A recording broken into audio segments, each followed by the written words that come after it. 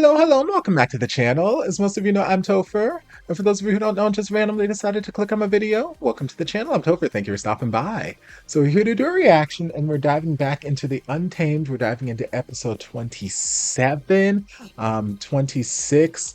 My cinnamon roll finally made a return, but not quite in the way that I was hoping. I was hoping to have him happy, healthy, and just, normal ray of sunshine, not stabbed through with flagpoles and possessed by demon energy and this, that, and the other. But you know what? I'll take him in whatever way I can get. Um, we ended the episode with Lanjan basically cutting off Wuxian as he was helping the Wen prisoners escape, and basically just saying, "Hey, if you go down this path, you can't come back to this world of that we've been living in, the rules and structure and whatnot." And I take that to mean, hey, if you go down this path, we can't be together. So please stay with me. And we're gonna see what Wuxian has to say in return. From things that we saw pre-flashback, I'm assuming that it did not go down the super romantic "I'll stay with you and just learn to deal with it" rabbit hole.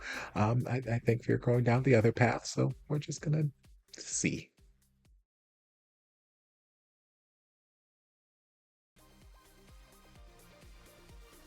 Okay, if there's anything that this episode and this series, I guess, can really showcase, it's the power of a mob mentality, the power and the danger in this sort of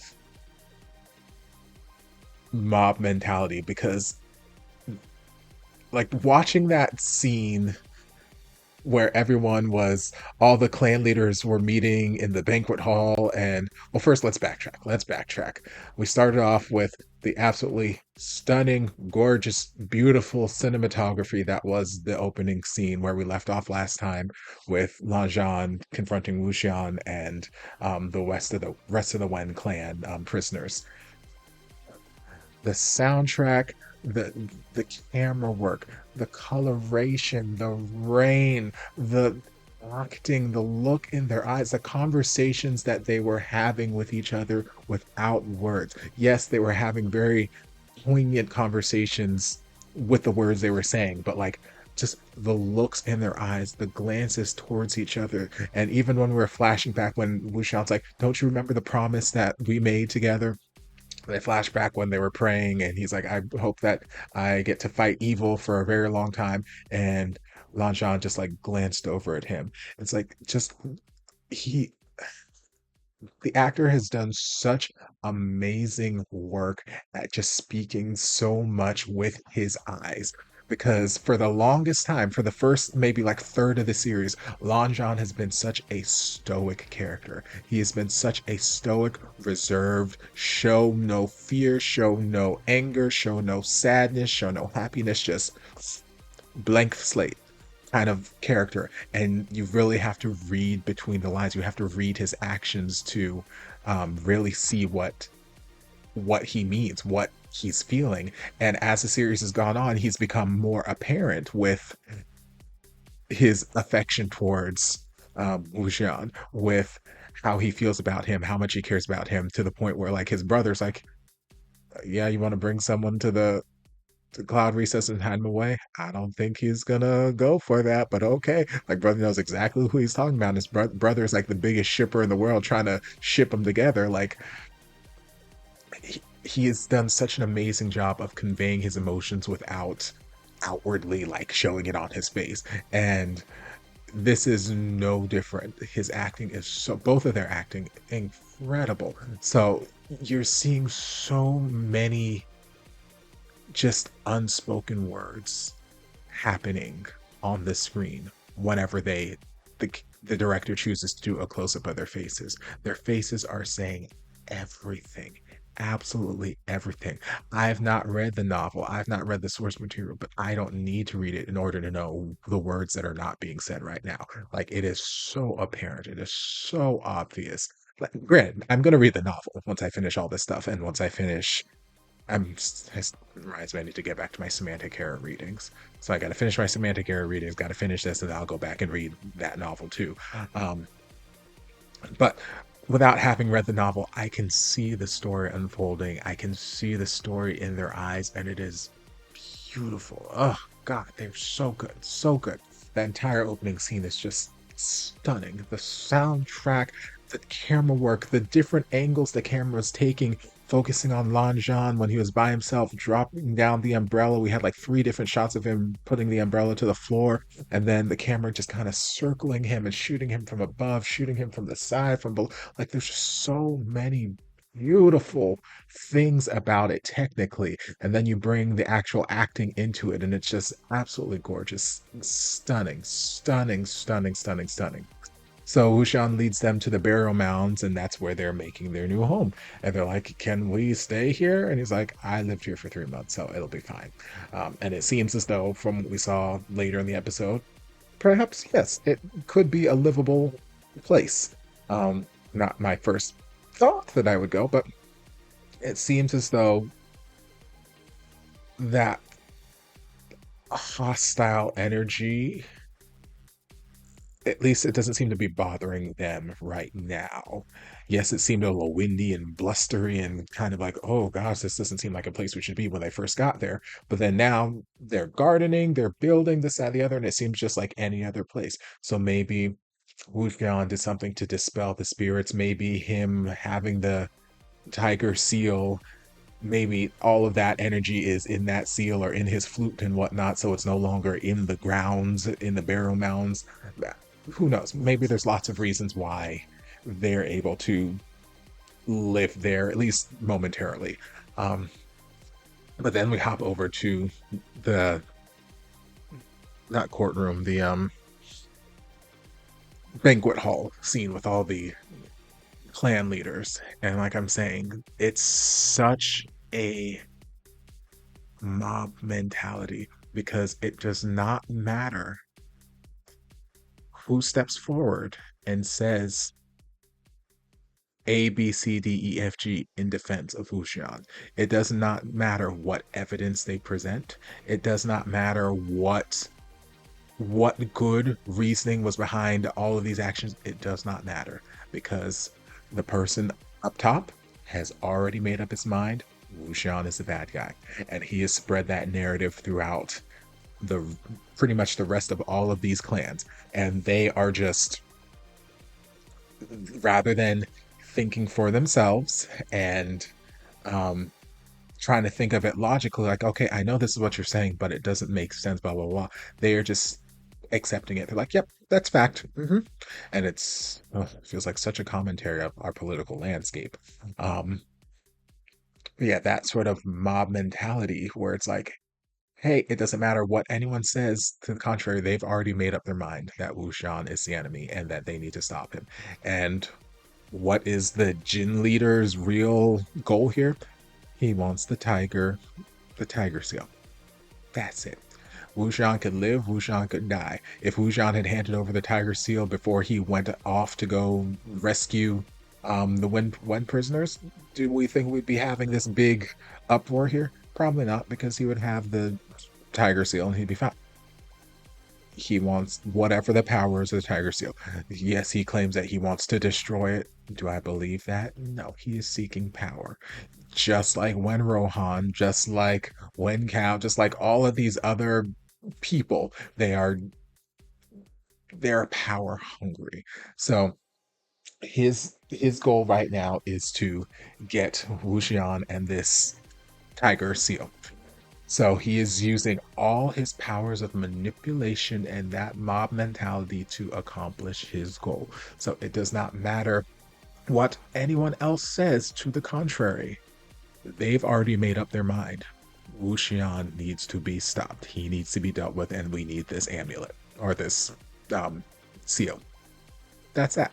So we could have any number of people, and we did. We had quite a few number of people. I was surprised at how many people actually spoke up in defense of Wu Jian. And the second they said something, they would undercut and undermine them and just try to take away the value, try to like take away their character.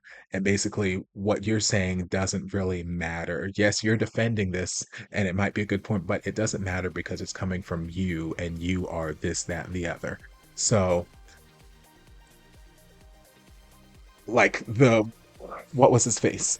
Um, the Jin leader is like, yes, and after he left, he said how much he hates you, Chang. He hates you and this, that, and the other. We all heard it, right? Yeah. This reminded me of Gaston in Beauty and the Beast, like hyping up the mob. Like it's very much that. Um, it's like, yeah, we all heard it, right? And everyone's like, yeah, he totally said it. And then Lon Chan's like, bitch, he didn't say that. And they're like, excuse me? He's like, I never heard him say that. And they're like, well, he came in here and he said a lot of things. He said lots of things. So he totally could have said these things. Who knows? Blah blah blah. And it's like, you're changing your story with an awful quickness. We went from a direct he said this to he could have said something along those lines. Who knows? Maybe. I wouldn't put it past him. Like, no, no, no. And then in the next breath, they're like, the young Master Lan has been very close, has had a very close relationship with him, basically trying to diminish the value of what Lan Zhan is saying. Lan Zhan is basically saying he didn't say that, and then they're trying to make it, well, you have had this close relationship with him, so you would step in to try and defend your friend. You would do that because blah blah blah. And it's like, no, that's not what we're saying. And then the one member of the Jin clan, the female, stepped up and was like, well, he's not killing indiscriminately. And they're like, what do you mean? It's like, well, on the battlefield, it's a war zone, so that's what y'all are doing. Y'all would have killed them, they would have killed you. That's war. That is the battlefield. But if he's going after all these people that at the prison site because they were mistreating the prisoners, this, that, the other, and they're like, well, the guard who survived said that they didn't do anything. They just, they were nice enough to bury the bodies, and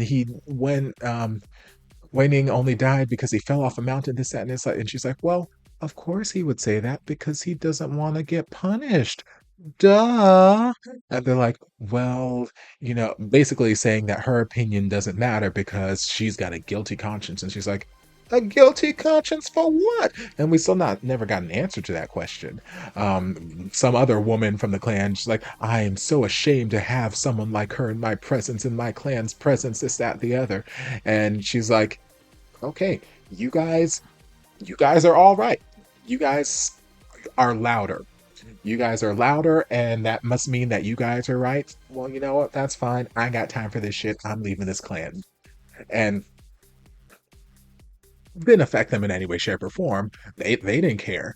But it's just one of those things where it's like it doesn't matter how many people stood up for Wuxian. It did not matter how many people had evidence after evidence after evidence. They had already made up their mind that he was the person that we were going to paint as the villain. He is the scapegoat that we're using. He is the enemy. He is the face of the enemy that we're using now. We don't have a Wen clan anymore. We dealt with Wen Rohan and all those people, so now we're using Wuxian. Wuxian is the face that we are targeting. This is the enemy right here. Um, and that is how we're going to justify all of the evil that we're doing. All the awful, evil, malicious things that we're doing. We're doing it in the name of justice because we're trying to bring down this person right here. And it's just, like I was getting frustrated. I was so frustrated. But again, that is life. That is the political landscape if I've ever seen it. And, oh my God, it is frustrating. And then again, we've got Meng Yao here, who I do not trust as far as I can throw him. And they keep shoving him in my face. And I keep seeing him like, I don't trust you, especially in that damn scene. Another instance where I don't trust him because he is sitting here stirring up the pot. His daddy's like, all right, you can explain what he did. And he's just spouting out lie after lie after lie. And I'm like, this is bullshit. And just anytime words come out of his mouth, I don't believe them. I don't believe a damn thing this little boy has to say. I don't trust his face. I don't want him anywhere near Lan Zhan's brother. That ship is done as far as I'm concerned. I do not like him. I do not trust him. And if he got thrown off a cliff in the next episode, I would be happy. That'd be fantastic. I don't trust him. Um, let's see, what else did we have happen? So the Jin leader is basically out here trying to get Chang to um, deal with Wuxia. Because at the end of the day, they just want the amulet or the tiger seal. They couldn't care less if Wu Zhan went to live in the forest for the rest of his days, this, that, and the other. They want the tiger seal. Um, and they're trying to play these mind games with Chang because Chang is so susceptible, and it's frustrating. It's understandable. I've said it a million times. I get why he is the way he is, and why he seems to fall so easily into their hands like this, why he seems to just fall under that influence, because he cares so much about what other people think. He cares so much about his reputation as his clan leader, and how, living up to his father's empire, this, that, the other, that the second that there's anything that can potentially tarnish that, he does not want that. It's frustrating to him, and Wu Xian is very much that. And like he was saying during the conversation, even my father had issues with him. That's just the way Wu Xian is. He doesn't mean anything by it. He's like, your father couldn't do anything? No, your father just favored him. And I'm like, again, they are just preying on Chang's insecurities, preying on his insecurities, and just trying to get him to they're using him. They're using him. They're using him. And Chang is just falling for it. He's falling for it because he doesn't want to be looked down on. He doesn't want to be seen as a lesser leader. It's like, I get it, but oh God, I wish he had more of just the backbone sometimes. Um, we had the little interaction with Yan Li and the peacock where he's getting, I guess, better at saying his feelings, basically asking her to stay with him at the Golden Unicorn Tower because she was gonna go with Fang to get Wushan. And obviously, from the last scene, we saw that she was not with Chang, so I'm assuming that she ended up staying at the Golden Unicorn Tower, which is safer for her. And at the end of the day, I don't want her to be in harm's way. Yes, I would like her to get her brothers and for her family unit to be whole again, but I would also like her to be safe. And there's a lot of just darkness happening right now, and I don't need her around that. Um, we saw Wushan, great interactions with that kid, adorable. He would make such a good little father, I swear. Um, Chang came to the place, they had conversations, and Chang saw that, yeah, he's really means no harm to anyone. He doesn't have this village full of warriors. Like, he's got some old ladies and some old men and a couple kids, and that's it. They're literally just trying to live. Um, and then they were having arguments about Wei Ning, what happened to him, if he was still good, worth saving, this, that, the other. And that's kind of where the episode ended. So yeah, it was another great episode. And like I said, it's a commentary on the political climate and just the dangers of that sort of blind loyalty mob mentality and not really having the ability to think for yourself, and just listen to what people are telling you. It's such a dangerous, slippery slope. Um, and like Wuxian and the one girl from the Jin clan who walked off, like they're the only one. I understand that it is very difficult when you are being faced with an entire society who